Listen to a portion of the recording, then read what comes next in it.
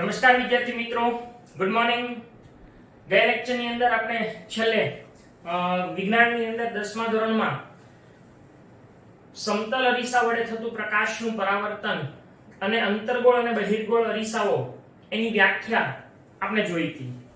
આજે આપણે જે જોવાનું છે એ અંતર્ગોળ અને બહિર્ગોળ અરીસાઓ એટલે કે ગોળીય અરીસાઓ એના સંદર્ભમાં કેટલાક પારિભાષિક શબ્દો।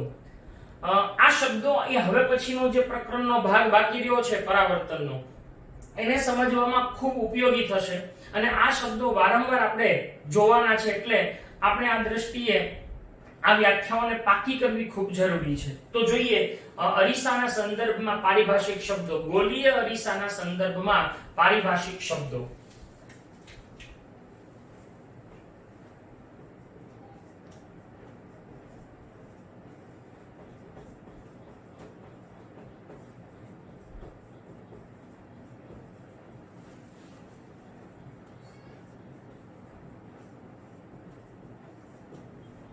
બરાબર, ગોળીય અરીસાના સંદર્ભમાં પારિભાષિક શબ્દો। અહીંયા આગળ આપણે જુદી જુદી 7 વ્યાખ્યાઓ સમજવાની છે। તો સૌથી પહેલી વ્યાખ્યા આપણે જોવાની છે એ છે વક્રતા કેન્દ્ર। બરાબર, વક્રતા કેન્દ્ર।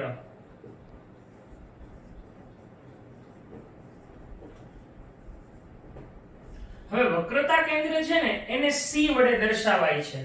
શેના વડે દર્શાવાય છે? Capital C. એને અંગ્રેજીમાં સેન્ટર ઓફ કર્વેચર કહેવાય, એટલે વક્રતા કેન્દ્રને કેપિટલ સી વડે દર્શાવવામાં આવે છે। હવે વક્રતા કેન્દ્ર એટલે શું? તો એને આપણે એક ઉદાહરણ દ્વારા સમજીએ। આપણી પાસે એક પેલો ગયા લેક્ચરની અંદર આપણે જોઈ ગયા હતા જે બોલ છે એની મદદથી આપણે સમજીએ।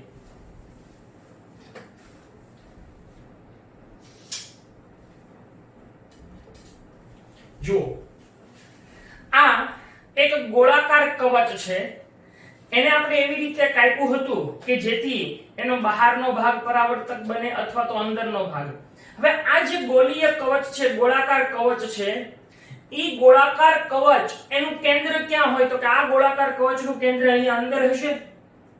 એ કેન્દ્રને તે અરીસાનું વક્રતા કેન્દ્ર કહેવાય છે। તો આપણે જોઈએ કે વક્રતા કેન્દ્ર એટલે શું એની વ્યાખ્યા। તો કે ગોળાકાર કવચ છે એનું કેન્દ્ર અથવા તો એમ કહી શકીએ કે અરીસો છે એની પરાવર્તક સપાટી જે ગોળાનો ભાગ છે તેના કેન્દ્ર, એટલે આ ગોળાનો ભાગ થઈ ગયો આ પરાવર્તક સપાટી, તો આ ગોળાના કેન્દ્રને આને વક્રતા કેન્દ્ર તરીકે ઓળખવામાં આવે છે।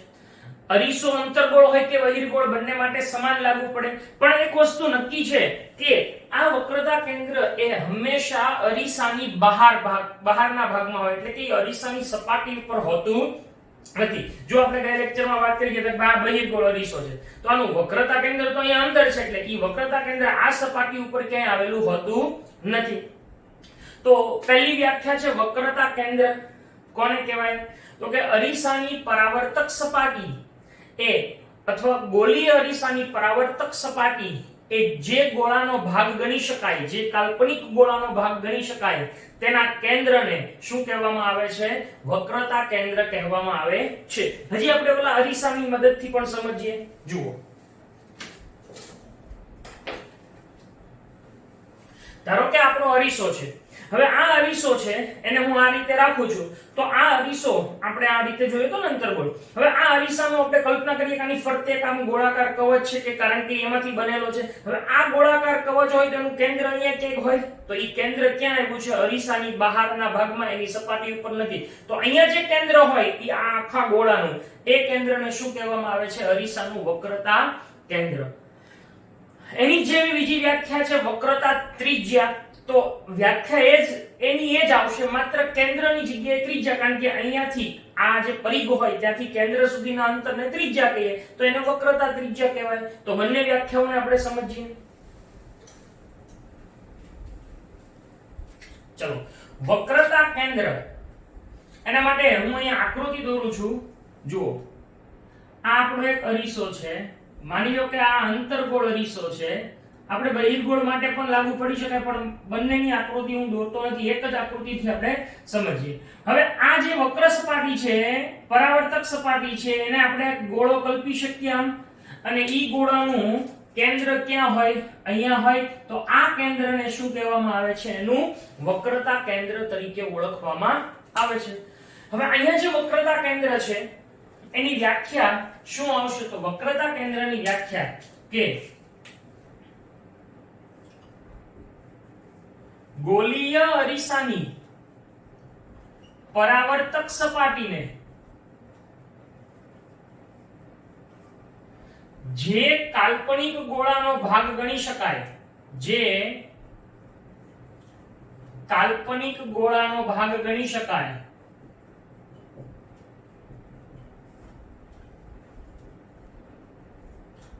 તેના કેન્દ્રને શું કહે છે? અરીસાનું વક્રતા કેન્દ્ર કહે છે. આ વક્રતા કેન્દ્ર એક જ હોય, બરાબર છે? જો હજી તમને 3 ડાયમેન્શનલ આકૃતિ બતાવું તો આ આપણો આખો ગોળો આવી રીતે થશે ને, આમ આખો આ રીતનો ગોળો. તો આ આખો ગોળો છે ને, અહીંયા એનું કેન્દ્ર છે, જેને વક્રતા કેન્દ્ર કહીએ છીએ. હવે બીજી છે વક્રતા ત્રિજ્યા. તો વક્રતા ત્રિજ્યા એને અંગ્રેજીમાં રેડિયસ ઓફ કર્વેચર કહેવાય, એટલે એને r વડે દર્શાવાય. તો એ વ્યાખ્યા આપણે સમજીએ. વક્રતા ત્રિજ્યા જેને અંગ્રેજીમાં કહેવાય છે રેડિયસ ઓફ કર્વેચર, એટલે એને કેપિટલ R વડે દર્શાવાય. હવે સમજો કે આ આપણે એક કલ્પના કરીએ છીએ કે અંતર્ગોળ અરીસો છે. અચ્છા, આ એનો એક કાલ્પનિક ગોળો છે, બરાબર? અહીંયા શું છે? વક્રતા કેન્દ્ર C.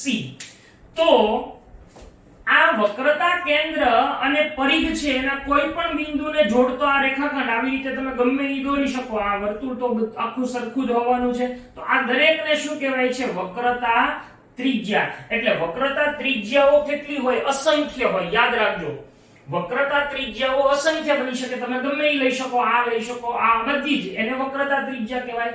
તો વક્રતા ત્રિજ્યા એટલે શું? વ્યાખ્યા એની એ જ થઈ. શું? તો કે અરીસાની જે પરાવર્તક સપાટી છે આવડી આ, એને જે કાલ્પનિક ગોળાનો ભાગ ગણી શકાય એની ત્રિજ્યાને શું કહેવાય છે? વક્રતા ત્રિજ્યા કહે છે. એટલે અહીંયા વક્રતા કેન્દ્ર અને વક્રતા ત્રિજ્યા બંનેની વ્યાખ્યા કોમન જ આવશે, માત્ર શબ્દમાં એક જગ્યાએ ફેર આવશે, કેન્દ્ર અને ત્રિજ્યા એટલો જ તે. તો બીજી વ્યાખ્યા છે કે ગોલીય અરીસાની પરાવર્તક સપાટી જે કાલ્પનિક ગોળાના ભાગ રૂપે ગણી શકાય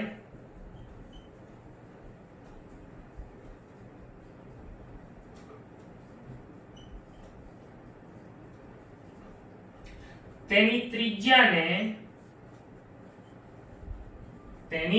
ત્રિજ્યાને શું કહેવામાં આવે છે? અરીસાની વક્રતા ત્રિજ્યા R કહે છે. આ થઈ ગઈ વક્રતા ત્રિજ્યાની વ્યાખ્યા. હવે ત્રીજી વ્યાખ્યા એ ખૂબ અગત્યની છે, એ છે અરીસાનો ધ્રુવ. બરાબર છે? અરીસાનો ધ્રુવ. તો જોઈએ અરીસાનો ધ્રુવ.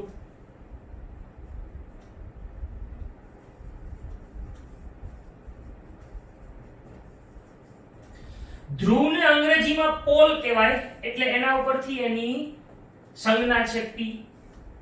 અચ્છા, ધ્રુવ એટલે શું સમજીએ ફરીવાર.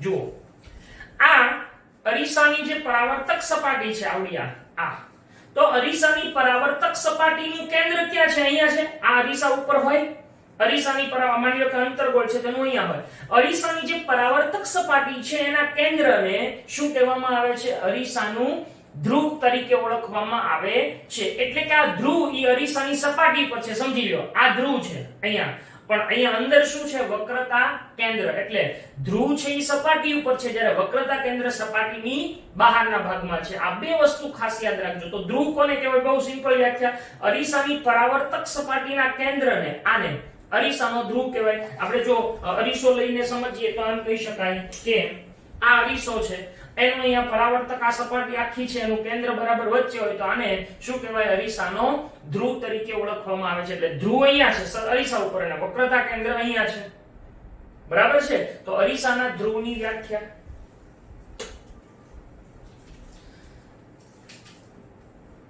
એની આકૃતિ જો દોરીએ તો આમ થશે કે આ અરીસો છે બરાબર અહીંયા આગળ શું આવેલું છે વક્રતા કેન્દ્ર અને અહીંયા બરાબર અહીંયા આવેલો છે ધ્રુવ P બરાબર આ આપણા માટે ધ્રુવ છે P પોલ તો એની વ્યાખ્યા શું થશે અરીસાની પરાવર્તક સપાટી ના કેન્દ્રને એટલે અહીંયા ગોળી અરીસા પણ લખી શકાય હો કારણ કે આપણે બધી જ વ્યાખ્યાઓ છે એ ગોળી અરીસાના સંદર્ભમાં જ લખીએ છીએ એટલે ગોળી અરીસાની પરાવર્તક સપાટીના કેન્દ્રને અરીસાનો ધ્રુવ કહે છે જો આ વ્યાખ્યાઓ બંને પ્રકારના અરીસા અંતર્ગોળ અને બહિર્ગોળ બંને માટે લાગુ પડે છે બરાબર એટલે ખાસ ધ્યાન રાખજો ઓકે હવે પછીની વ્યાખ્યા છે ચોથી વ્યાખ્યા એ છે અરીસાની મુખ્ય અક્ષ બરાબર અરીસાની મુખ્ય અક્ષ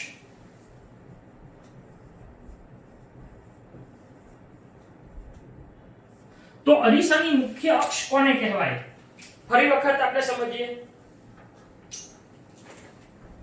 જો આ આપણી પાસે અરીસો છે એની આ ગોળાકાર કવચ છે બરાબર છે હવે અહીંયા આગળ આ પરાવર્તક સપાટીનું કેન્દ્ર એને આપણે ધ્રુવ કહીએ છીએ અને અહીંયા શું રહેલું છે વક્રતા કેન્દ્ર તો એમ કહેવાય છે કે અરીસાના ધ્રુવ અને વક્રતા કેન્દ્ર અહીંયા છે એમાંથી પસાર થતી કાલ્પનિક રેખા એટલે સમજજો જુઓ આ આપણે એમ કહીએ કે અહીંયાથી એક કાલ્પનિક રેખા પસાર થાય છે આ રીતે આમ તો અહીંયા આગળ આ રેખા શેમાંથી પસાર થઈ અહીંયા ધ્રુવમાંથી અહીંયા બરાબર વચ્ચે શેમાંથી પસાર થતી હોય એ વક્રતા કેન્દ્રમાંથી તો આવી જે રેખા દેખાય છે આપણને વચ્ચે આ એ શું છે મુખ્ય અક્ષ જે કાલ્પનિક છે તો વ્યાખ્યા બહુ સિમ્પલ છે શું અહીંયા ધ્રુવ છે અને અંદર શું રહેલું છે વક્રતા કેન્દ્ર એ બંનેમાંથી પસાર થતી આવી કાલ્પનિક રેખાને અરીસાની મુખ્ય અક્ષ તરીકે ઓળખવામાં આવે છે તો અરીસાની મુખ્ય અક્ષની વ્યાખ્યા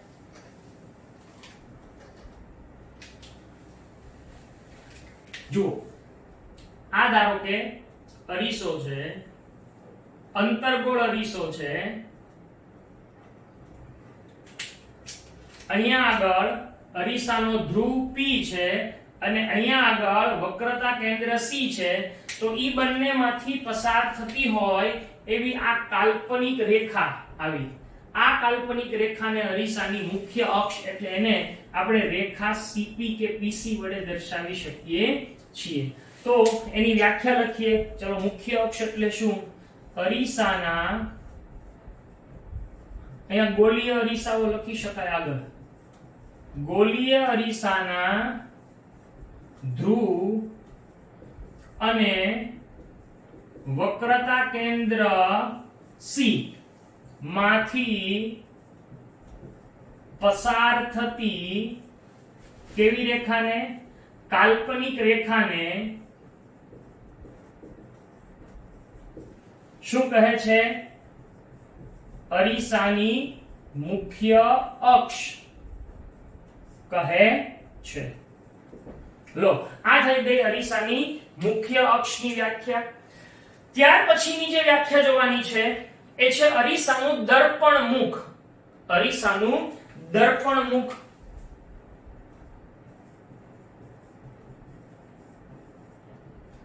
દર્પણ મુખ એટલે બીજું કાઈ નહીં જેટલી સપાટી આપણને સામે પરાવર્તક દેખાય ને એને આપણે દર્પણ મુખ કહીએ ફોર એક્ઝામ્પલ જુઓ ધારો કે આપણી પાસે અરીસો છે બરાબર હવે આ અરીસો છે એનો આટલો ભાગ આપણને જે સામે દેખાય છે એ ભાગ એટલે કે આ એક વર્તુળ છે તો વર્તુળના બંને જે અંત્ય બિંદુઓ અને વચ્ચે કેન્દ્રમાંથી પસાર થતી જીવા એને વ્યાસ કહીએ તો આ વ્યાસ કેટલા બધા બની જાય આ બધા જ વ્યાસ ભેગા થાય તો આખો અરીસો સામે જેટલી સપાટી છે એ બને બસ તો એ વ્યાસને શું કહેવાય છે દર્પણ મુખ એટલે આમ દર્પણ મુખની વ્યાખ્યા શું તો કે અરીસાની ગોળીય અરીસાની જે પરાવર્તક સપાટી છે એના વ્યાસને અહીંથી આમ લ્યો આમ આમ કોઈ પણ મોટા મોટી જે જીવા છે એ વ્યાસને દર્પણ મુખ તરીકે ઓળખવામાં આવે છે. તો અરીસાનું દર્પણ મુખ એટલે શું?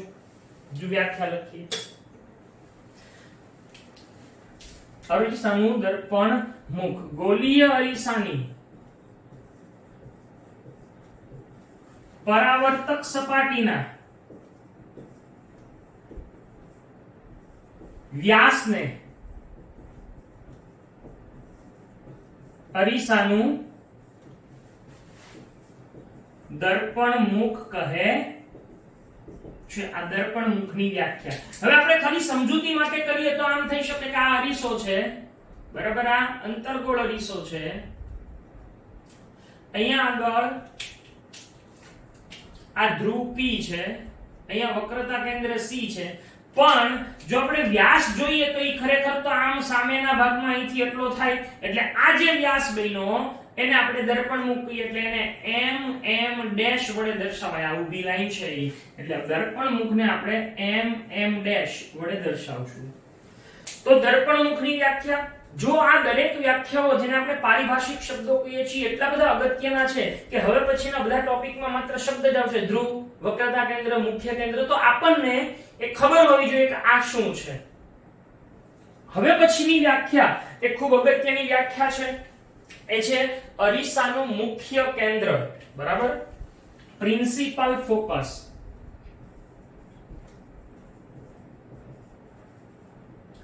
જેને કેપિટલ F વડે દર્શાવવામાં આવે છે. અરીસાનું મુખ્ય કેન્દ્ર કોને કહેવાય?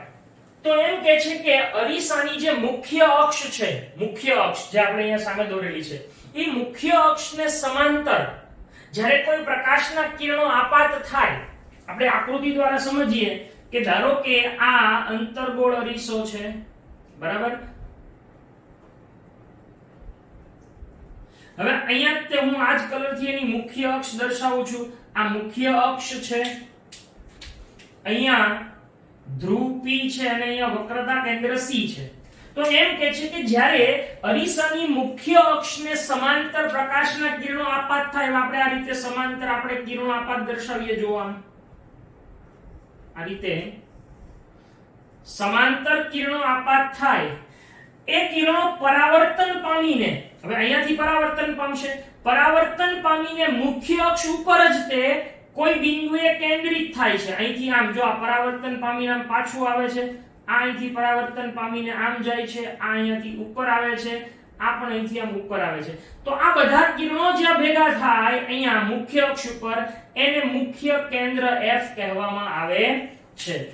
અહીંયા આગળ અંતર્ગોળ અરીસો હોય તો ખરેખર મળતા હોય એવું દેખાય, પણ જો અરીસો બહિર્ગોળ હોય, ખાસ ધ્યાન રાખજો, જો અરીસો બહિર્ગોળ હોય તો એના માટે આપણે આકૃતિ છે એ અલગથી દોરશું એક, કે અહીંયા આગળ ધ્રુવ P છે, અહીંયા વક્રતા કેન્દ્ર C છે.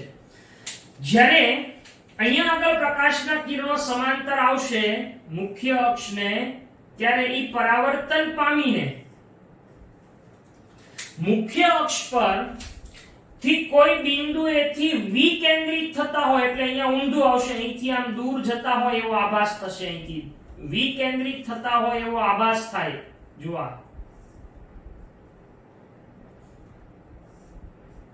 તો વિકેન્દ્રિત થતા હોય એવો આભાસ થાય તેને શું કહેવાય છે? અરીસાનું મુખ્ય કેન્દ્ર. એટલે મુખ્ય કેન્દ્રની વ્યાખ્યામાં આપણે આ બંનેનો ઉલ્લેખ કરવો પડે. તો મુખ્ય કેન્દ્ર એટલે શું? ફરી વખત એની વ્યાખ્યા કે અરીસાની મુખ્ય અક્ષને સમાંતર આપાત થતા પ્રકાશના કિરણો પરાવર્તન પામીને મુખ્ય અક્ષ ઉપર જે બિંદુએ કેન્દ્રિત થતા હોય, એટલે કૌંસમાં લખવાનો અંતર્ગોળ અરીસો, અથવા જે બિંદુએથી વિકેન્દ્રિત થતા હોય તેવો આભાસ થાય, કૌંસમાં લખવાનો બહિર્ગોળ અરીસો, તેને અરીસાનું મુખ્ય કેન્દ્ર કહે છે. આ વ્યાખ્યા થોડી લાંબી છે પણ ખૂબ અગત્યની છે, આને શબ્દશઃ પાકી કરવાની છે. તો મુખ્ય કેન્દ્ર એટલે શું?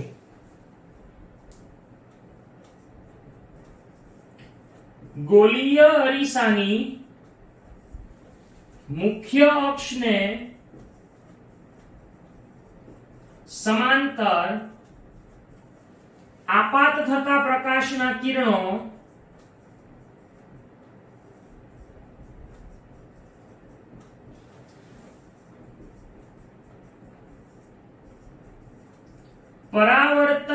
ગણીને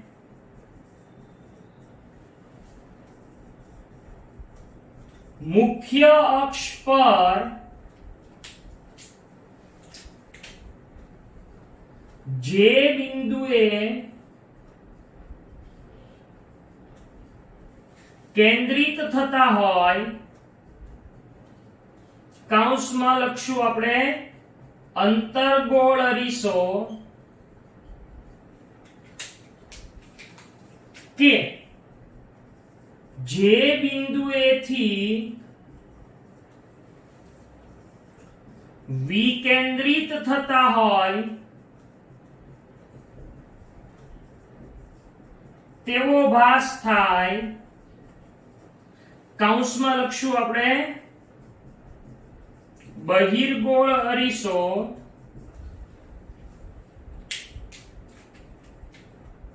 તેને અરીસાનું મુખ્ય કેન્દ્ર કહે છે. લો, આ થઈ ગઈ મુખ્ય કેન્દ્રની વ્યાખ્યા. અને હવે છેલ્લી વ્યાખ્યા છે એ કેન્દ્ર લંબાઈ. બરાબર, તો છેલ્લી વ્યાખ્યા આપણે સમજીએ કેન્દ્ર લંબાઈની. કેન્દ્ર લંબાઈને અંગ્રેજીમાં ફોકલ લેન્થ કહેવાય અને એને સ્મોલ f વડે દર્શાવાય. જો આ કેપિટલ F છે, જ્યારે આ છે એને સ્મોલ f. તો કેન્દ્ર લંબાઈની વ્યાખ્યા તો બહુ સરળ છે. જુઓ, એમ કહે છે કે આ અને આ બિંદુ વચ્ચેનું આટલું અંતર એને કેન્દ્ર લંબાઈ કહેવાય. હવે જુઓ તો તમે વ્યાખ્યા જાતે બનાવી શકો. શું વ્યાખ્યા થશે? અરીસાના મુખ્ય કેન્દ્ર અને ધ્રુવ વચ્ચેના અંતરને, અથવા અરીસાના ધ્રુવથી મુખ્ય કેન્દ્ર સુધીના અંતરને શું કહેવાય છે? કેન્દ્ર લંબાઈ કહે છે. તો અરીસાના ધ્રુવથી મુખ્ય કેન્દ્ર સુધીના અંતરને કેન્દ્ર લંબાઈ કહેવાય. બહુ સિમ્પલ વ્યાખ્યા છે. તો છેલ્લી વ્યાખ્યા કે અરીસાના ગોલીય અરીસાના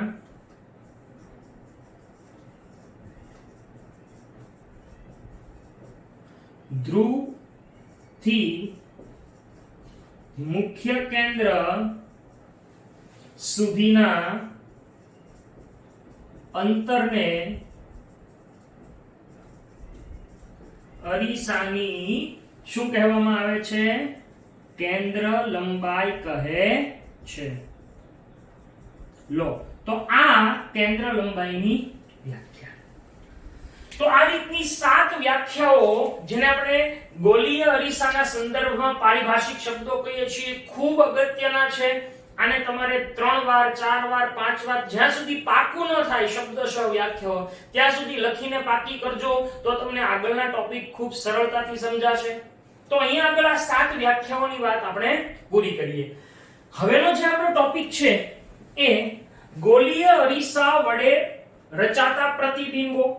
આપણે ગયા લેક્ચરની અંદર સમતલ અરીસા વડે રચાતા પ્રતિબિંબની વાત કરી ગયા, કે જેની અંદર વસ્તુને આપણે જેટલા અંતરે મૂકીએ એટલા જ અંતરે પાછળ એનું પ્રતિબિંબ રચાય, વસ્તુ જેવડું જ રચાય, આભાસી અને ચત્તુ જ રચાય. પણ જ્યારે ગોલીય અરીસાઓની વાત આવે છે, અંતર્ગોળ અથવા બહિર્ગોળ, ત્યારે એ અરીસાઓ માટે વસ્તુ જેટલે દૂર હોય એટલે જ દૂર એવડું જ પ્રતિબિંબ દર વખતે રચાતું નથી. વસ્તુને અલગ અલગ સ્થાને મૂકવાથી એના પ્રતિબિંબ અલગ અલગ રચાય છે, અલગ અલગ જગ્યાએ રચાય છે. તો એ કેવા રચાય, કેવી રીતે રચાય, એની આપણે રેખાકૃતિ, એકચ્યુઅલી કિરણાકૃતિ દ્વારા એની સમજૂતી મેળવવાની છે. પરંતુ એ પહેલા એ આકૃતિની સમજૂતી અથવા આકૃતિઓ દોરતા પહેલા આપણને કેટલીક વાત આપેલી છે કે આપણે કેટલાક કિરણો જોવાના છે. પહેલા કે આ કિરણો એ ફિક્સ છે અને એ કિરણો એ આપણને આકૃતિ દોરવામાં મદદરૂપ થવાના છે. તો પહેલા આપણે કિરણોની વાત કરીએ અને ત્યાર પછી આપણે જે અરીસા વડે રચાતા પ્રતિબિંબો છે એની ચર્ચા કરશું.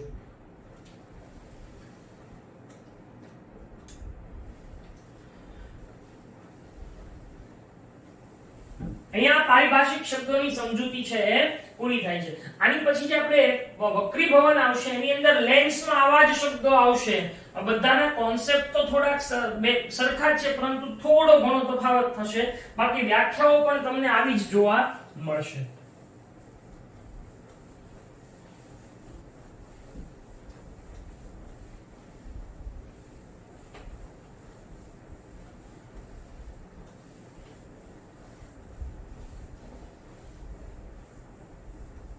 તો હવે જોઈએ કેટલીક કિરણાકૃતિઓ. બરાબર, સૌથી પહેલું બંને અરીસાઓ માટે આપણે દોરશું. આ અંતર્ગોળ અરીસો છે અને આ બહિર્ગોળ અરીસો છે. બરાબર, આ એની મુખ્ય અક્ષ છે. હવે તમે બધા શબ્દોથી પરિચિત થઈ ગયા હશો. આ મુખ્ય અક્ષ આપણે પહેલા દોરી નીચે. બરાબર, આ બહિર્ગોળ અરીસો છે, આ મુખ્ય અક્ષ છે. ખ્યાલ આવે છે? અહીંયા આગળ શું રહેલું છે? અરીસાનો ધ્રુવ.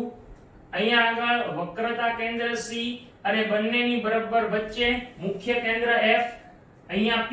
હવે જો બહિર્ગોળ અરીસો છે એની પરાવર્તક સપાટી આ છે, પરંતુ એનું વક્રતા કેન્દ્ર એની બીજી બાજુ છે, અંદર તરફ છે, અને અહીંયા આગળ એનું મુખ્ય કેન્દ્ર આ આભાસી હોય.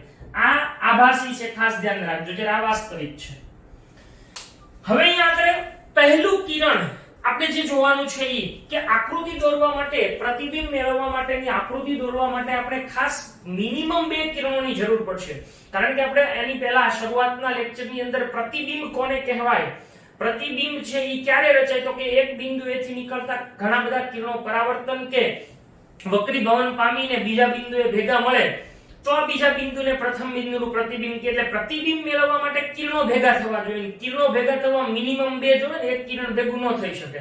એટલે મિનિમમ 2 કિરણો જોશે. એટલે આપણે અહીંયા આગળ ઈ જોવાનું છે કે આમાંથી કયા કિરણોનો ઉપયોગ કરીને આપણે આકૃતિ દોરી શકીએ. હવે પહેલું કિરણ આપણને આપેલું છે અને આપણે યાદ રાખવાનું છે, સ્વીકારવાનું છે કે જો કોઈ પણ કિરણ અરીસાની મુખ્ય અક્ષને સમાંતર આપાત થાય, અરીસો ગમે તે હોય, અંતર્ગોળ કે બહિર્ગોળ, જો કોઈ પ્રકાશનું કિરણ અરીસાની મુખ્ય અક્ષને સમાંતર આપાત થાય તો એ પરાવર્તન પામીને હંમેશા F માંથી જ પસાર થાય. એટલે અહીંથી પરાવર્તન પામી અને F માંથી પસાર થાય. જ્યારે અહીંયા આગળ શું થશે? F માંથી પસાર થતું હોય એવો આભાસ થાય. એટલે આ ફિક્સ છે. તો જુઓ, જો પ્રકાશનું કિરણ એ આપાત થાય અને પરાવર્તન થાય અને શેમાંથી પસાર થાય, તો કે પહેલું, જો એ મુખ્ય અક્ષને સમાંતર આપાત થાય તો પરાવર્તન પામીને હંમેશા શેમાંથી પસાર થશે? F માંથી પસાર થાય. જો અંતર્ગોળ હોય તો વાસ્તવિક અને બહિર્ગોળ હોય તો આભાસી. બીજું કિરણ નંબર 2, કિરણાકૃતિ. અંતર્ગોળ અરીસો છે, અહીંયા બહિર્ગોળ અરીસો છે, મુખ્ય અક્ષ,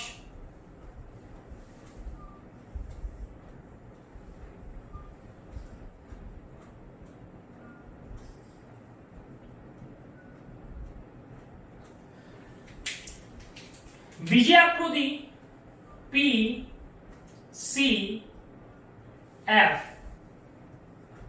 P C અને બંનેની વચ્ચે F.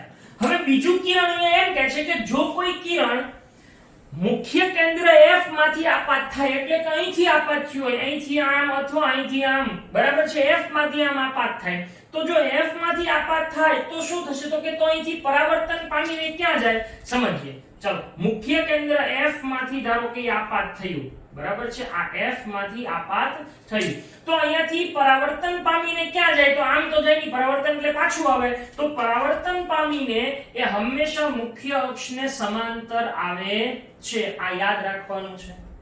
સ્વાભાવિક, સિમ્પલ છે. જો લોજિક કે જો સમાંતર આપાત થાય તો પરાવર્તન પામીને F માંથી આવે, તો F માંથી આપાત થાય ત્યારે પરાવર્તન પામીને સમાંતર જાય છે. તો અહીંયા પણ એ જ વસ્તુ થશે. જો અહીંયા આગળ આ રીતે F માંથી આપાત થતું હશે આમ, અને અહીંયાથી પરાવર્તન પામશે આ સપાટીએથી, એ પરાવર્તન પામી અને આમ આવશે. આ બંને આકૃતિ સરખી દેખાય, પણ જો તીર છે એ બંનેના અલગ અલગ છે. તો બીજી ઘટના શું થશે? આપાત ક્યાંથી થાય છે? F માંથી, ત્યારે પરાવર્તન પામીને ક્યાં જાય છે? મુખ્ય અક્ષને સમાંતર જાય છે. આ બીજી કિરણાકૃતિ યાદ રાખવાની છે. કિરણાકૃતિ નંબર 3,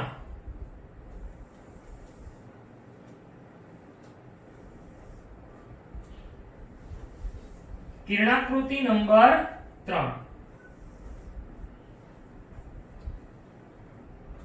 જો આ રીતે જે આ લાઈન છે દોરવી જરૂરી છે જેથી આપણને અંદાજ આવે કે કઈ બાજુ અંતર્ગોળ છે અને કઈ બાજુ બહિર્ગોળ છે.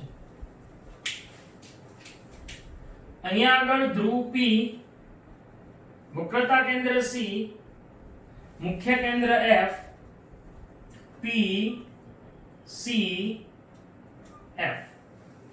હવે બીજી જે ઘટના છે એમ કહે છે કે જો કોઈ કિરણ એ વક્રતા કેન્દ્ર C માંથી આપાત થતું હોય, સમજજો બરાબર, જો કોઈ કિરણ વક્રતા કેન્દ્ર C માંથી આપાત થતું હોય તો શું થાય? તો કે તો એ પરાવર્તન પામીને એના એ જ માર્ગે પાછું જાય.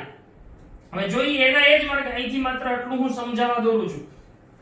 જોઈએ એના એ જ માર્ગે પાછું જતું હોય એનો મતલબ કે અહીંયા આપાત કોણ અને પરાવર્તન કોણ શૂન્ય હશે તો જ એના એ માર્ગે જાય. આપણે ગયા લેક્ચરમાં સમતલ અરીસામાં જોઈ ગયા હતા સીધું જતું હતું તો પાછું એના એ જ માર્ગે આવતું હતું. એમ અહીંયા આગળ જો C માંથી આપાત થતું હોય તો એ સપાટી સાથે હંમેશા 90 અંશના કોણ અને એનો આપાત કોણ 0 હોય તો જ આવી ઘટના બને. એટલે અહીંયા આગળ જો એ C માંથી આપાત થાય તો એના એ જ માર્ગે પાછું આવે છે. એ જ વસ્તુ અહીંયા આવશે કે જો એ C માંથી આપાત થતું હશે આમ તો એ પરાવર્તન પામીને એ જ માર્ગે પાછું આવે છે. બરાબર? તો ત્રીજી ઘટના કે C માંથી આપાત થાય તો એ જ માર્ગે પણ વિરુદ્ધ દિશામાં પરાવર્તન પામે છે. બરાબર? આમ છે તો એની સામે. નેક્સ્ટ છેલ્લું ચોથી કિરણાકૃતિ કે જો અરીસાની સપાટી ઉપર કોઈ પ્રકાશનું કિરણ ત્રાંસુ આપાત થાય એના ધ્રુવ ઉપર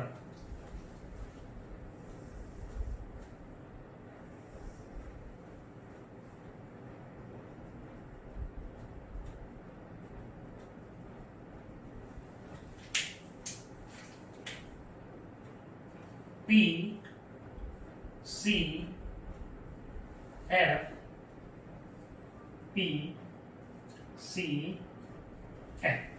હવે એમ કહે છે કે જો કોઈ કિરણ એ ત્રાંસુ આપાત થાય આ રીતે અહીંયાથી આમ P ઉપર તો સ્વાભાવિક છે કે આ આપાત કોણ થયો? અહીંયા આગળ આપાત બિંદુ થયું, અહીંયા લંબ દોરીએ આમ તો આ આપાત કોણ થયો થીટા I. તો ત્યાંથી પરાવર્તન પામી અને પરાવર્તન કોણ છે એ આની જેટલો જ હોય એટલે અહીંથી આમ પરાવર્તન પામશે તો એ ત્રાંસુ જ પરાવર્તન પામે અને અહીંયા જે બને એને શું કહેશું? Theta R. તો જ્યારે ત્રાંસુ કિરણ આપાત થાય ત્યારે પરાવર્તન પામીને આ રીતે જશે. એવી જ રીતે અહીંયા આગળ પણ આપણને જોવા મળશે કે જો આમ આપાત થશે તો એ પરાવર્તન પામીને અહીંયાથી આમ આવે છે એટલે અહીંયા આગળ થીટા R અને આ છે થીટા I. તો આવા 4 કિરણો છે એ પૈકી કોઈ પણ 2 કિરણોની મદદથી આપણે અંતર્ગોળ અને બહિર્ગોળ અરીસા વડે રચાતા જે પ્રતિબિંબો છે એ દોરવાના રહેશે. તો આજના લેક્ચરમાં આપણે અહીંયા સુધી રાખીએ છીએ. આવતા લેક્ચરની અંદર આપણે પહેલા અંતર્ગોળ અરીસા વડે રચાતા પ્રતિબિંબો જોશું અને ત્યાર પછી બહિર્ગોળ અરીસા વડે રચાતા પ્રતિબિંબોની ચર્ચા કરીશું. તો આજના લેક્ચરમાં અહીંયા સુધી રાખીએ છીએ. Thank you.